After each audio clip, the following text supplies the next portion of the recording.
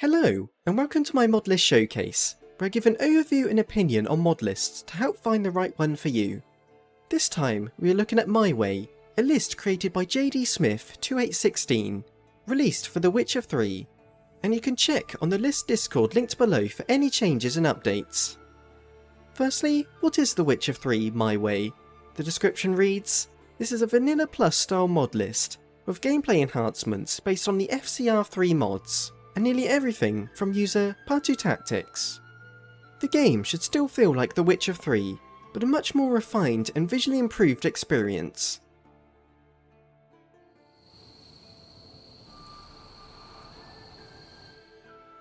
The Witcher 3 My Way is available to download from the Wabberjack Modlist installer. While I won't cover the specifics of the installation in this video, the guide comes with a clear set of instructions. And for help with the download, you can follow along with my Wabberjack explanation guide video on my channel and linked below. Also, my Wabberjack was being awkward during the install, so I had to manually download a few of the files that are located on the Mega website. So yeah, do that if you get the same problem. With around 250 mods, you'll need close to 100 GB of storage to download. And once in game, all of the mod menus are already configured, so just click play and get to it. Now for what the mod list adds. For this showcase, I'll be showing clips taken throughout my current playthrough. I've spent plenty of time with this list, and so I have a good grasp on what it's like to play.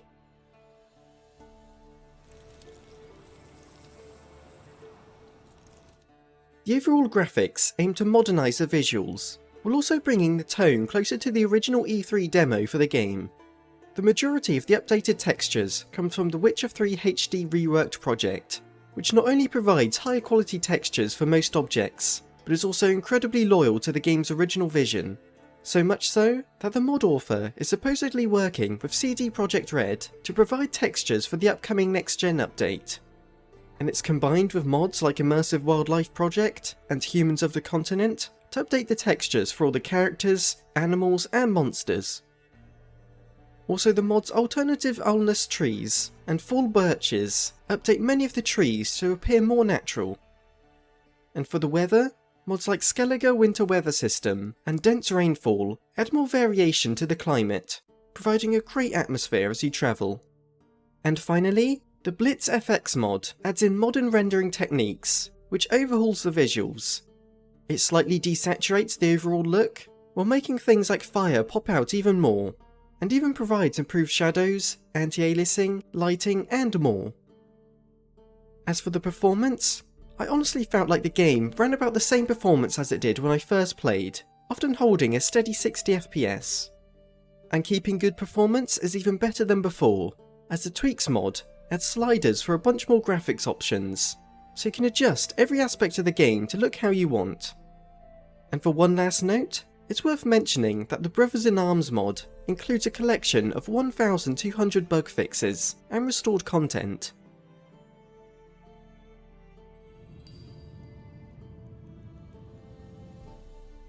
The gameplay still feels like The Witcher 3 we all know and love, except some tweaks have been made to balance and polish up the experience. With the mods FCR3 and The Witcher 3 gameplay tweaks, a ton of smaller changes have been made throughout. You can see here just how extensive the list of changes are, so obviously I won't go through them all, but they're usually along the lines of increased height before taking damage, crossbow bolt damage scales with player level, fighting higher level enemies guarantees higher level loot, NPCs will react to you stealing, and much more. The Nexus page for the FCR3 mod is definitely worth a read if you're interested in all the changes. As for other notable mods, convenient looting allows for nearby loot to be collected from a single loot window. Loot Economy Gear Overhaul compiles a number of mods to balance looting, crafting, and the overall economy, such as an increased cost to alchemy, shops pay less for junk, and cheaper costs for repairing items. Then there's the Extended Potion Duration mod, which makes it so drinking the same potion multiple times will increase the duration, rather than reset it. And the Fast Travel Points pack adds 9 new fast travel points across the world. Friendly controls and friendly camera adjust the camera position and allows you to change Geralt's movement speed with the mouse wheel. Then finally, the Gwent Redux mod completely overhauls the minigame, adjusting vanilla cards, adding 120 new cards, updating many of the portraits, and improving AI to make things more balanced. If you played The Witcher 3 before and enjoyed Gwent, then you'll love this even more, as it feels far less exploitable and more akin to the Gwent spin-offs that have released since.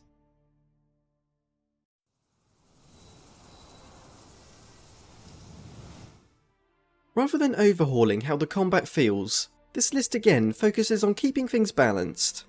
In the base game, levels play a huge part of how enjoyable a fight is. If you're underleveled, something like a high-level wolf could kill you in a couple hits, whereas if you're a high level, you could come across a pack of low-level monsters that you cut down like a hot knife through butter. But with the mod Geralt level scales, things are balanced out, as at the beginning of a combat encounter, Geralt's stats and gear will scale to the recommended level. This way, you aren't tied to completing quests and killing monsters that are your level or under.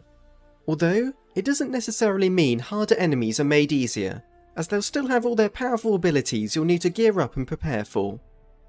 And to go along with this, the Loot Economy Gear Overhaul collection also removes levels from weapons and armour, and scales them to fit your Geralt's level.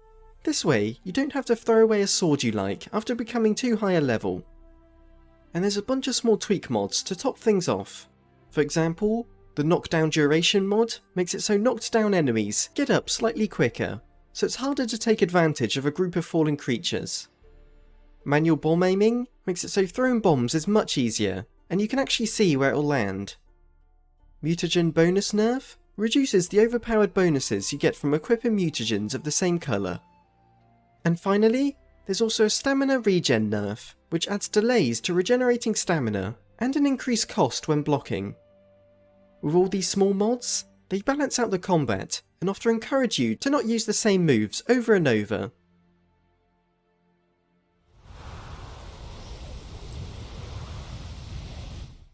The Immersive Sound mod adds numerous bug fixes and improvements to the vanilla sounds. For example, Geralt will no longer say, "Looks like rain," after it's been raining for ages already. God, that impression was terrible. And the mod UI Sound Effects Cleaning and Redesign adjusts most of the UI sounds to be softer and less repetitive. Have a listen to the audio for yourself.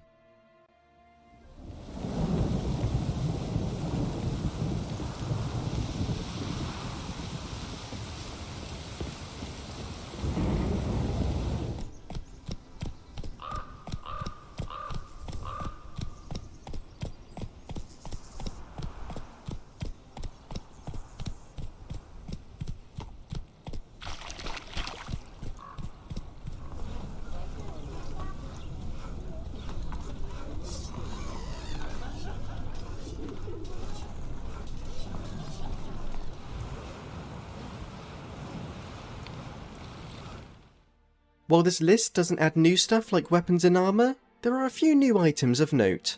With the Witcher lore collection, it adds in a bunch of cut books and documents hidden in the game files, as well as an entire glossary that for some reason never made it into the game.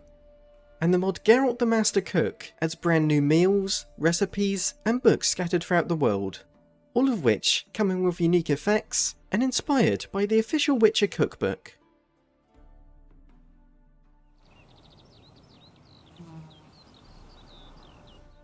For some other notable changes, the new Hairstyles and Beards mod means you can pimp out your Geralt with even more options at the barber. The Dynamic Costume mod collection makes it so characters like Triss and Yennefer will naturally change their clothing throughout the game. The Friendly HUD mod makes the HUD far less intrusive and offers numerous options to configure it how you'd like. And finally, the mod All Quest Objectives on Map allows you to mark multiple quests on the map at once. And boy, I have no idea why this wasn't in the vanilla game. Also, before I move on to the final section of this video, I'd usually talk about what extra mods I'd personally add into the list. But with The Witcher 3, a lot of the popular mods are along the lines of infinite carry weight, no fall damage, auto-apply oils to your weapons, and so on. And so it's just stuff that I've never really changed with the game, so you know, it's up to your preference. And of course the list author can't help you if you do add anything.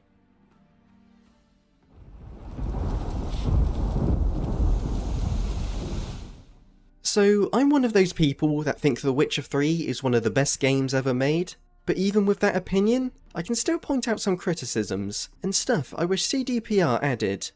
Yet this list irons out many of those criticisms, making a great game even greater. It overall still feels like The Witcher 3, so if you weren't a fan of the game beforehand, I doubt this would change your mind. But still, it offers a far more polished and balanced experience, and holds enough content to encourage another playthrough. And even if you've never played The Witcher 3 before, nothing this list adds will confuse you or make you feel like you're missing something without reading the mod pages. For me, the biggest thing to get used to was the leveling, as I've always been used to searching for gear that was my level and throwing away stuff that was old, but now you're free to stick with a specific item for far longer. Of course you'll still want to look for gear with better bonuses and such, but it prevents Geralt from using a sword for a day or two and then having to toss it aside.